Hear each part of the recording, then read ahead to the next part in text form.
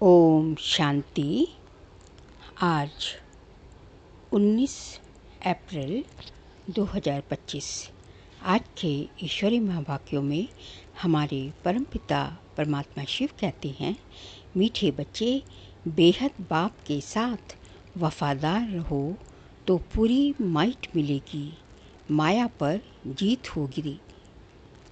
बेहद बाप के साथ वफादार रहो तो पूरी माइट मिलेगी, माया पर जीत होती जाएगी।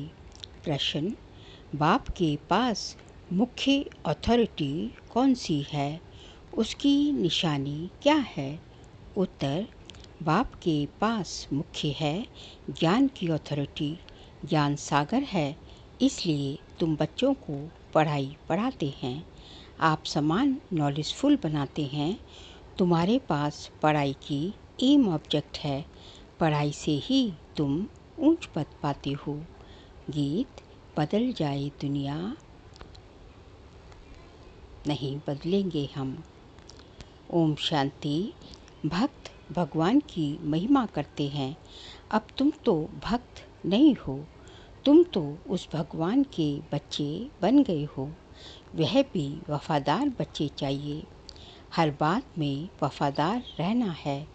स्त्री की सिवाय पति के अथवा पति की सिवाय स्त्री के और तरफ दृष्टि जाए तो उनको भी बेवफा कहते हैं। अब यहाँ भी है बेहद का बाप, उनके साथ बेवफादार और वफादार दोनों रहते हैं। वफादार बनकर फिर बेवफादार बन जाते हैं। बाप तो है हाईएस्ट अथॉरिटी, ऑलमाइटी है ना, तो उनके बच्चे भी ऐसे होने चाहिए।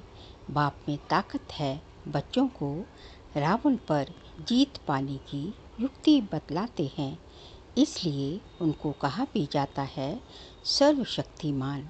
तुम भी शक्ति सेना हो ना, तुम अपने को भी ऑलमाइटी कहेंगे। बाप में जो माइट है वह हमको देते हैं, बतलाते हैं कि तुम माया रावण पर जीत कैसे पा सकते हो, तो तुमको भी शक्तिवान बनना है।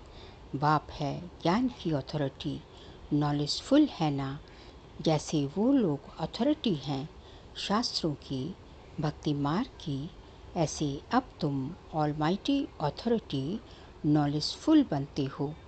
तुमको भी नॉलेज मिलती है। ये पाठशाला है, इसमें जो नॉलेज तुम पढ़ते हो इससे ऊंच पद पा सकते हैं। ये एक ही पाठशाला है, तुमको तो यहाँ पढ़ना है और कोई प्रार्थना आदि भी नहीं करनी है। तुम्हें पढ़ाई से वर्षा मिलता है, एम ऑब्जेक्ट है। तुम बच्चे जानते हो बाप नॉलेजफुल है, उनकी पढ़ाई बिल्कुल डिफरेंट है।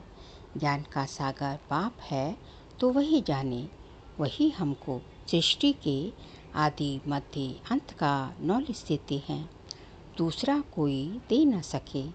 बाप सम्मुख आकर ज्ञान दे फिर चले जाते हैं। इस पढ़ाई की प्रारब्ध क्या मिलती है वह भी तुम बच्चे जानते हो।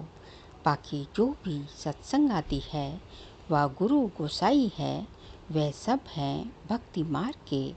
अब तुमको ज्ञान मिल रहा है, ये भी जानते हैं कि उनमें भी कोई यहाँ के होंगे तो निकल आएंगे। तुम बच्चों को सर्विस की भिन्न भिन्न युक्तियाँ निकालनी है। अपना अनुभव सुनाकर अनेकों का भाग्य बनाना है। तुम सर्विसेबल बच्चों की अवस्था बड़ी निर्भय, अडोल और योग युक्त चाहिए। योग में रहकर सर्विस करो तो सफलता मिल सकती है। बच्चे, तुम अपने को पूरा संभालना है, कभी आवेश आदि ना आए। योग युक्त पक्का चाहिए। बाप ने समझाया है, वास्तव में तुम सब वानप्रस्थी हो, वाणी से परे अवस्था वाले।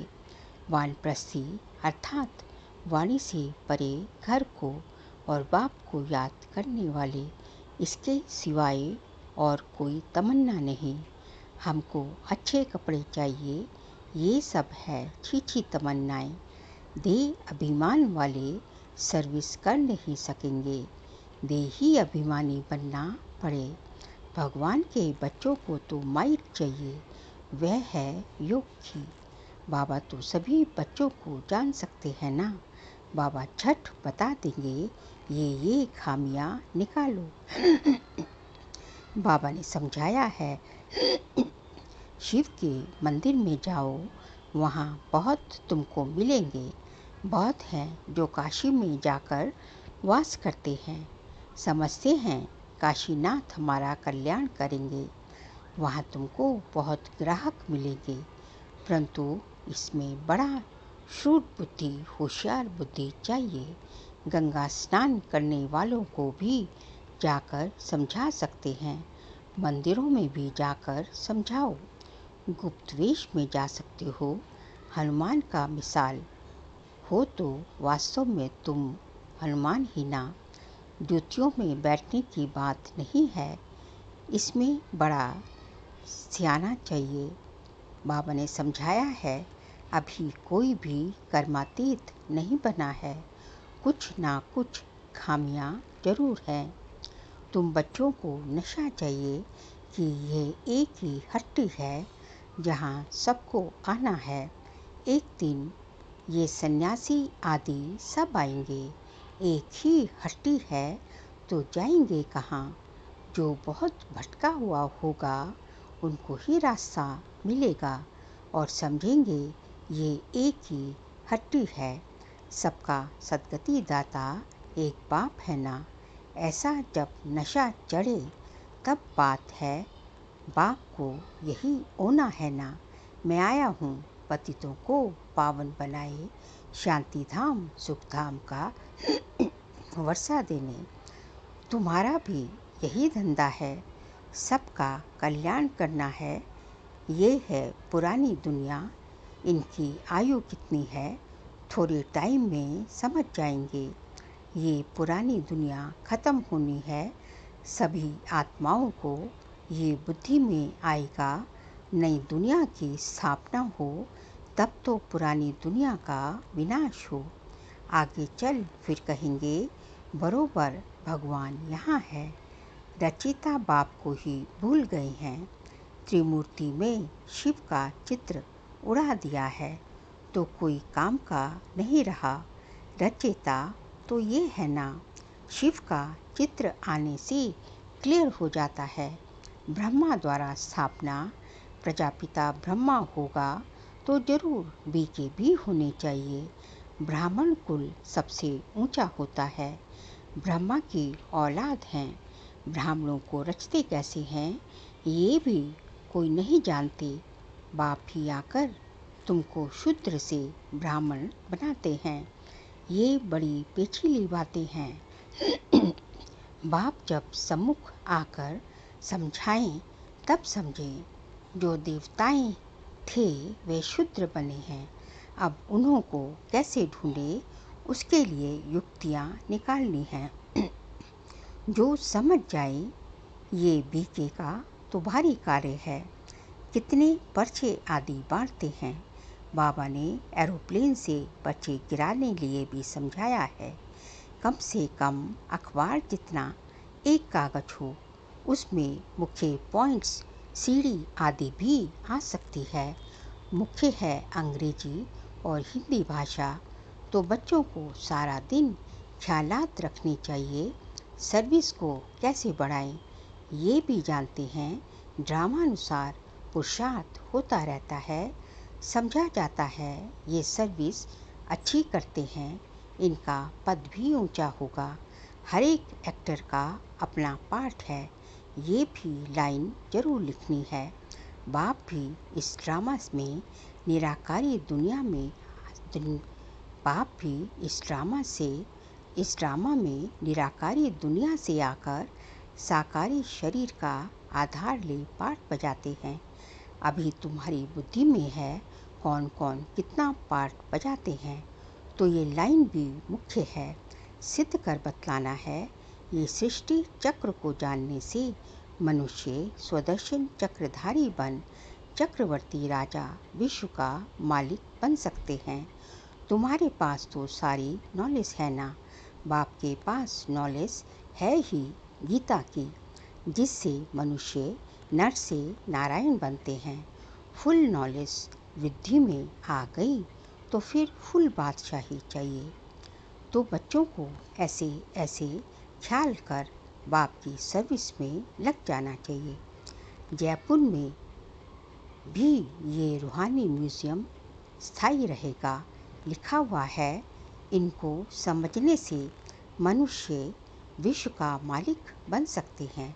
जो देखेंगे एक दो को सुनाते रहेंगे। बच्चों को सदा सर्विस पर रहना है। मम्मा भी सर्विस पर है, उनको मुकर्रर किया था। ये कोई शास्त्रों में है नहीं कि सरस्वती कौन है। प्रजापिता ब्रह्मा की सिर्फ एक बेटी होगी क्या? अनेक बेटियां अनेक नाम वाली होंगी ना। वह फिर भी एडॉप्टेड थी। जैसे तुम हो, एक हेड चला जाता है तो फिर दूसरा स्थापन किया जाता है।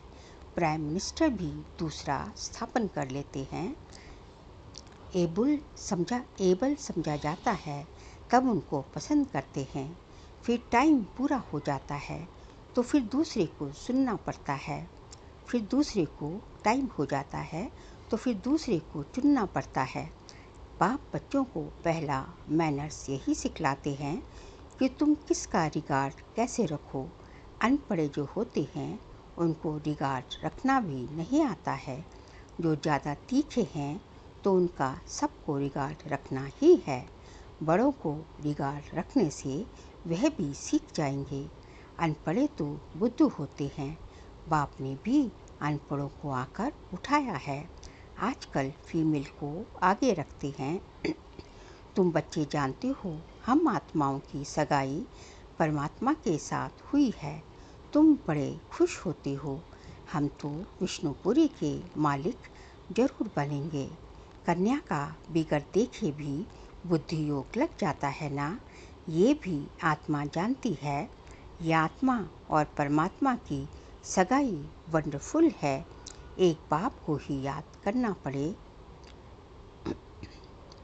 एक बाप को ही याद करना पड़े, वह तो कहेंगे ये आत्मा। तुम बच्चे जानते हो, हम आत्माओं की सगाई परमात्मा से सीधे हुई है। तुम बड़े खुश होते हो। हम तो विष्णुपुरी के मालिक जाकर बनेंगे।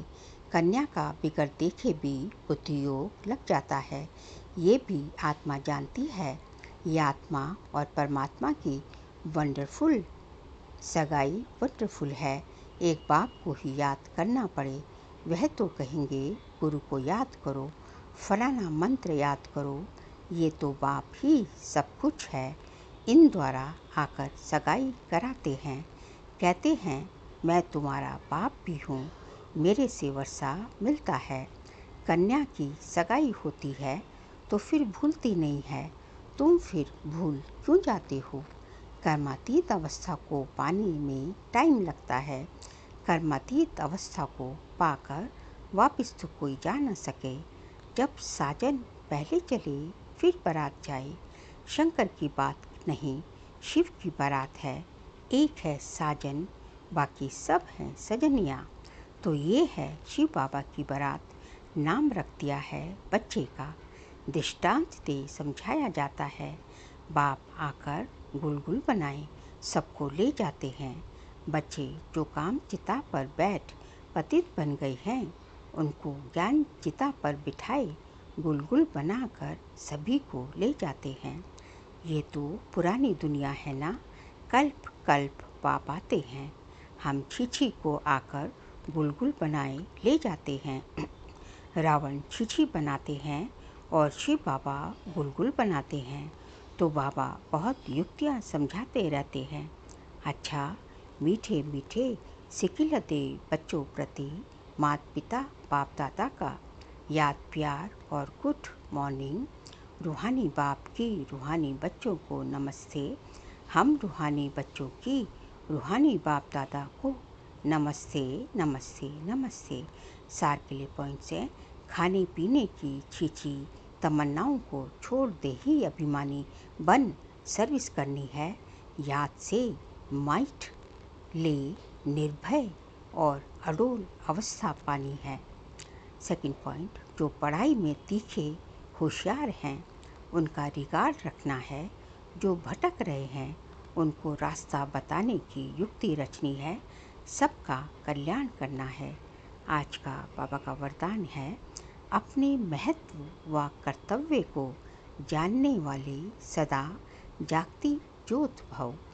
अपने महत्व और कर्तव्य को जानने वाले सदा जागती ज्योत भव। आप बच्चे जग की ज्योति हो। आपके परिवर्तन से विश्व का परिवर्तन होता है। इसलिए बीती सो बीती कर अपने महत्व व कर्तव्य को जानकर सदा जागती ज्योत बनो। आप सेकंड में 100 परिवर्तन से विश्व परिवर्तन कर सकते हो। सिर्फ प्रैक्टिस करो। अभी अभी कर्म योगी, अभी अभी कर्मातीत स्टेज। जैसे आपकी रचना कछुआ सेकंड में सब अंग समेट लेता है, ऐसे आप मास्टर रचता समेटने की शक्ति के आधार से सेकंड में सर्व संकल्पों को समाकर एक संकल्प में स्थित हो जाओ। स्लोगन है, लवलीन स्थिति का अनुभव करने के लिए स्मृति विस्मृति की युद्ध समाप्त करो। लवलीन स्थिति का अनुभव करने के लिए स्मृति और विस्मृति की युद्ध को समाप्त करो। बाबा कहते हैं कि यदि बाबा के साथ आप बाबा के प्यार में आपकी स्थिति लवलीन हो जाए, आप बाबा के प्यार में लीन हो जाएं, ऐसी स्थिति का अनुभव करने के लिए जो आप कभी कभी आप बाबा की याद अभी कभी रहती है आपको, कभी फिर भूल जाते हो, फिर कभी आती है, फिर भूल जाते हो, तो जो ये स्मृति और विस्मृति की जो युद्ध चलती रहती है, कभी बाबा साथ है, कभी बाबा साथ नहीं है, तो जब ये युद्ध समाप्त हो जाएगी, अर्थात सदा ही बाबा को साथ और बाबा का साथ और बाबा को साथ ही बनाकर चलोगे, तो आपकी सदैव लवलीन स्थिति आपको अनुभव में आएगी। फिर आगे जो है मातेश्वरी जी के मधुर महावाक्य हैं, आधा कल्प ज्ञान ब्रह्मा का दिन और आधा कल्प भक्ति ब्रह्मा की रात। आधा कल्प है ब्रह्मा का दिन, आधा कल्प है ब्रह्मा की रात। अब रात पूरी हो सवेरा आना है। अब परमात्मा आकर अंधियारा को अंत कर सोजरे की आदि करता है। ज्ञान से है रोशनी, भक्ति से है अंधियारा। गीता में भी कहते हैं, इस पाप की दुनिया से दूर कहीं ले चल, चित चैन जहाँ पाए।